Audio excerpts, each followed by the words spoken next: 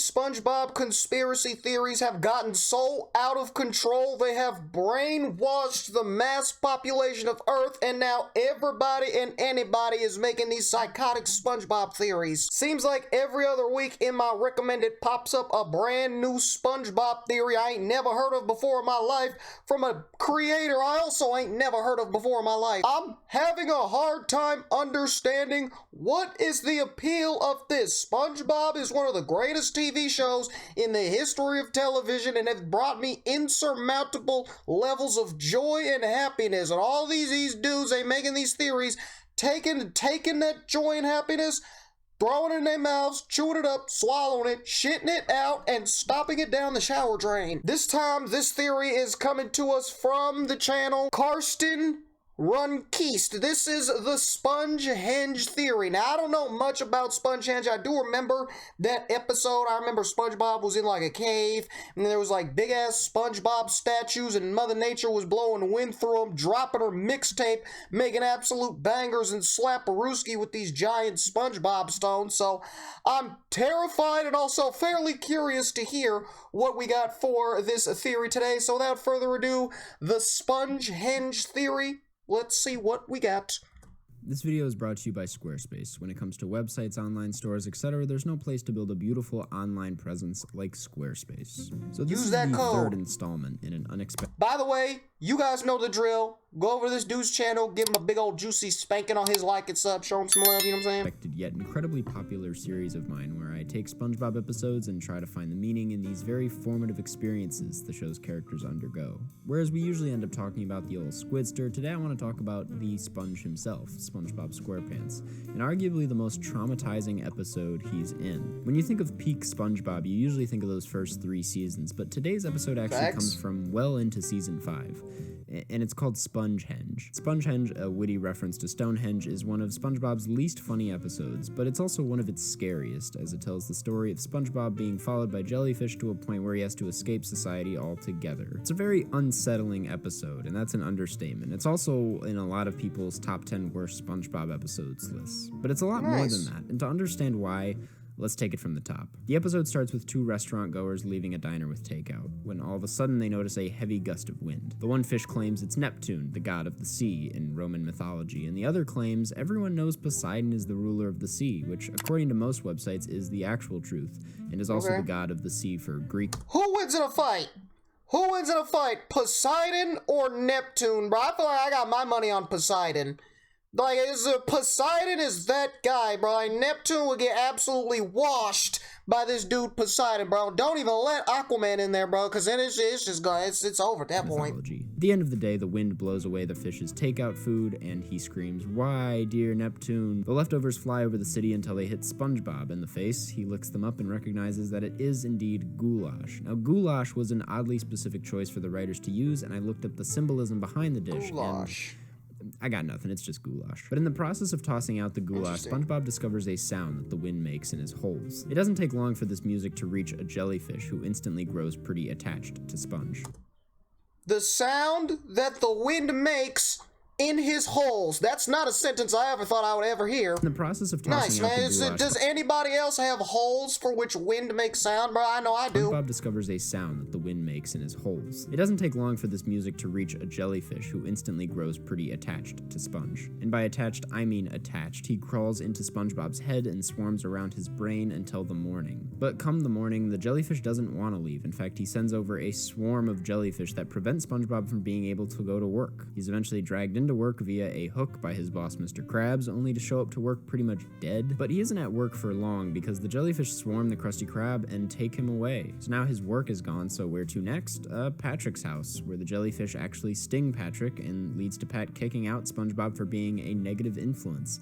What a terrible friend, to be honest. So SpongeBob is forced to leave society, and he crawls into the one place they can't find or hear him, a cave, where he sits out for years and constructs a stone replica of him. I'm sitting here watching this, and now that I think about it, SpongeBob just like me, you know what I'm saying? Like, you guys see me sitting here, I do not leave my bedroom. I do not, if I have enclosed myself within my bedroom, bro, because if I leave, I just get absolutely bombarded by swarms of screaming women, just absolutely just attacking me like a zombie apocalypse, just hordes and groups of screaming, bloodthirsty women just chasing after me, bro. So I know SpongeBob was feeling this. Himself using a rock and eventually grows that facial hair he always wanted. Then he gets the idea to use that rock, but bigger versions of it, to lure the jellyfish away from him. He essentially recreates Stonehenge, he goes back to Bikini Bottom, and the world is gone, a reference to the Planet of the Apes. Flash forward another few thousand years, and aliens have taken over and are still examining these strange rock figures, and that's the end of the episode. And that's a pretty dark ending, no? I think this episode is definitely one of the show's most unsettling, like I said, as far as how it leaves you. For one, canonically, it assumes that those last moments were the last that Bikini Bottom saw of SpongeBob, and the last that we saw of Bikini Bottom altogether. Which is bro, there is no happy moment at any point in this episode, bro. Like, SpongeBob, he was forced to literally leave his house, right? And then the one positive thing that ever came out of this episode is that he finally figures out a way to keep the jellyfish off of him. He makes some big-ass stones, they stick to the stones, and they don't mess with SpongeBob anymore. But now he can't even return home because there's no home for him to return to, bro. Everybody's gone, Bikini Bottom buried under the sand, bro.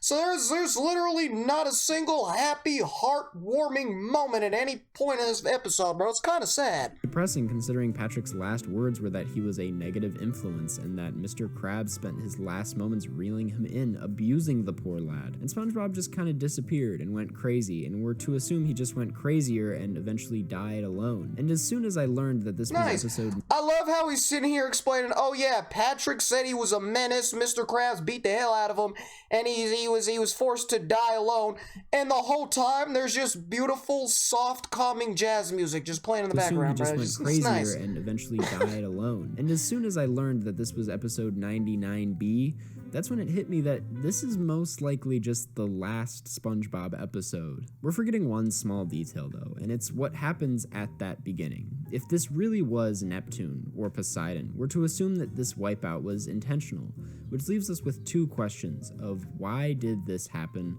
and what is the point? Now my first thought was, oh, maybe Poseidon is just really annoyed with being called Neptune. A lot of this is him getting his revenge on society. But then I was like, no, it's gotta be more than that. In this episode are themes of both religious beliefs and climate change, and I think this episode serves as a statement for how a civilization reacts when both their beliefs and physical surroundings are altered. I do think the root of the entire episode is in that small conversation at the beginning, especially after further research into the religious lore of Bikini Bottom. Based on what I could find, Poseidon wasn't mentioned in the series at all up until this episode. He does later show up in Sponge on the Run, but honestly, that movie is so detached from everything else in the show, I don't even want to. Still haven't seen that. But for the most part, it's been established. What the hell is this? I don't even. What in God's name am I looking at, bro? I might have to check out this movie just to see what the fuck I'm witnessing before my very eyes. Jesus. I want to take it into consideration, but for the most part, it's been established. He built like the weird, creepy old man from Family Guy. Neptune is in fact the ruler of the sea, most notably in the Golden Spatula episode, as well as the movie. But something I noticed, especially after this fish's argument, is that I don't think Neptune was ever a god. Sure, he had godly powers, but that didn't necessarily make him a god himself. In fact, in the first SpongeBob movie, it's made very clear that he's actually a king, and honestly, he's barely that. Oh no, now we're getting back to talking about the godly beings of Bikini Bottom, bro. If you know, bro. Oh my gosh, this is everything is starting to connect and everything is overlapping, dude. I can't do this. My brain can't handle all this, bro. First SpongeBob movie, it's made very clear that he's actually a king, and honestly, he's barely that. When he loses his crown and reveals his bald spot, he feels pretty powerless. Sure, he shares the same traits as the mythological god Neptune in that he has a short temper, but there's nothing in this movie or in any of the seasons that suggests King Neptune is a god. In fact, a god is technically ageless, and if King Neptune is going bald, it doesn't add up, which is my way of saying that she's right. This wind is definitely not King Neptune, But I also don't think it's Poseidon. See, I think Poseidon exists, sure. If I gotta include Sponge on the Run, I will. And it makes the case for him being an actual god in this universe, but that said, that doesn't necessarily mean that this destruction is necessarily caused by Poseidon. Based on that movie, Poseidon just doesn't seem like the type to destroy Bikini Bottom for any particular reason. There's no lore suggesting he wants revenge or that he gets angry. It just doesn't add up. So now I'm like, what is this wind? For the record, the wind continues for the next 3,000 years. It never stops. And I'm just like, where is it coming from? Why is it happening? So I start thinking, Neptune. Oh, Neptune. The actual planet of Neptune is rarely, if ever, referenced in the show. Now, I'm not good with space science, but not only is Neptune made mostly of water, but it's also famously extremely windy. You Google the windiest planet and you literally get Neptune, which, if you know where I'm going with this, is to suggest that this episode is the story of a civilization crumbling physically and mentally as their entire beliefs and existence are questioned, as they have been living on a different planet the entire time. According to Ismail Hamdi. Excuse me? What did you just say? What did you just say to me? Neptune, which, if you know where I'm going with this, is to suggest that this episode is the story of a civilization crumbling physically and mentally as their entire beliefs and existence are questioned, as they have been living on a different planet the entire time. Wait. So Bikini Bottom isn't on planet Earth, it's on Neptune! What? And now you're telling me this episode is the pictorial representation of a society completely collapsing mentally and physically due to the questioning of their beliefs and everything they've ever known. They find out they're on a whole separate planet and society just crumbles and falls like the Roman Empire. Dude, where the hell did this come from? Beliefs and existence are questioned, as they have been living on a different planet the entire time. According to Ismail Hamdi, the only way for a god to die is to destroy the significance their names hold. In this conversation, the debunking of Neptune as the god of the sea essentially kills Neptune as a god, redefining the name as less of a figure and more as the planet in which these fish live. Now, a few things. Something that immediately debunks this is the numerous times SpongeBob and his gang make their way onto land, all of which come across very Earth-like. When you look up Planet Earth on the SpongeBob Wikipedia, there's basically a episode for every continent out there. They've been all over the place. But most of this show, through this lens, can be assumed to be a hallucination or false reality. There's tons of theories that SpongeBob is hallucinating for most of the show. A concrete episode we can cite as an explanation for where we are in the universe is Sandy's rocket, where they go into space. In this episode, it's never specifically shown that they leave Earth. They do circle the moon, which is a stretch. Neptune is pretty far from that, but that's not really the point. They get there and they come back. And that said, maybe this isn't our moon. Sandy's size suggests that this is actually way too small. My point is, it's never shown that they're specifically leaving Earth or coming back to it, so this could very well be Neptune the whole time. The thing about this theory is because it's rooted in a false reality, most of the episodes that prove Bikini Bottom takes place on Earth can be debunked because they've been living through a false lens. And also, a lot of those episodes This is not, bro, this is a lot. This is like 17 theories in one. You telling me SpongeBob is hallucinating this entire time, and them being on land? Nope, that's not them actually on land. That shit is just everybody hallucinating. It's all just a dream, an illusion, a mirage. And the whole time they've just been on the planet Neptune. And we've all just been led astray, thinking that they've been on planet Earth the whole time. This is psychotic. This is psychotic. SpongeBob timeline I'm basing things off of. But their literal home isn't the only thing that breaks in this episode. In fact, there's a few things we should be looking at. One of which is obviously SpongeBob. SpongeBob's entire life falls apart, starting with what used to be one of his favorite activities turning into a nightmare, followed by him being late for the first time in his career as a fry cook, which coincidentally also ends up being his last, and then being beaten senseless by his boss, and then being left abandoned by his own best friend. The guy is tortured. Dude. What breaks is SpongeBob's perception of his surroundings. This is sad, bro. Like nice, bro. Everything SpongeBob ever known and loved just completely crashed and burned in a matter of like 4 minutes because of these crazy psychotic winds of Neptune. Like, this is mad, bro. This is madness. What's interesting about the religion in Bikini Bottom is that there aren't rules or whatever, the way there are rules and guidelines for certain religions in our world. From what I could find, nobody really knows the religions in Bikini. The main religion of Bikini Bottom is unknown, but it is shown some inhabitants worship the sea god Neptune, and some worship Poseidon. Two fish were once seen arguing about who the ruler of the sea was. Sandy the squirrel may be of the Christian faith, due to the fact that she's from Texas and also brought Christmas to Bikini Bottom. Also in one episode, SpongeBob is standing at the window from the kitchen in the Krusty Krab and begins to tell a joke involving a nun when he is suddenly interrupted, thus giving the possibility that the Catholic Church or other churches that have nuns exist, giving way to Christianity. So now you're telling me there's people of Bikini Bottom that worship Jesus Christ too. It's not just Poseidon and Neptune, it's also Jesus Christ. This is wild, dude. This is like that they worship King Neptune, and this episode proved some people disagree with that, which is horrifying. That debunking King Neptune, this singular figure, embracing the truth of their surroundings, is enough to cause such a chaotic disruption. Whatever they held onto with King Neptune was apparently tons of good morals, and it poses the question of what is lost for SpongeBob as he transforms into a psychotic mess, deprived of connection and forced to make do with a rock after assuming everyone hates him. I see this episode as a horror story, that after years of SpongeBob using jellyfish as food or as prey, that nature, now fully recognized, is coming back to haunt him, treating him and the rest of Bikini Bottom as prey. When that so they have rebelled! They have the army of the jellyfish have rebelled against the regime!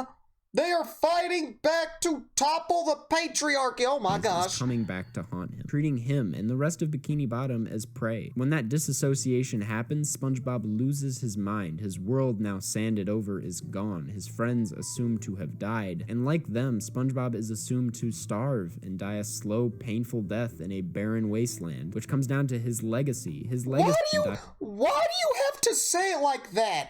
Oh yeah, all of his friends and family that he's ever known slowly died in a painful and agonizing death as they're sitting out buried above them.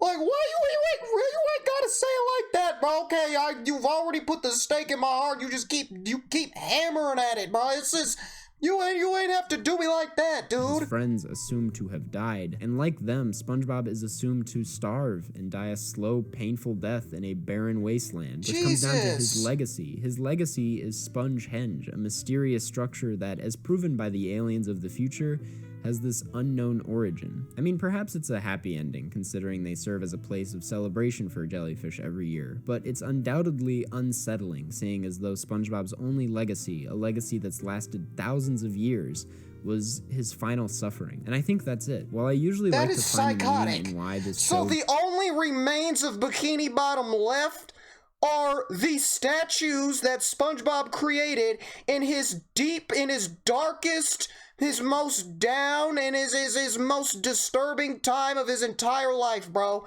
This is what's left of Bikini Bottom. That's nice, bro.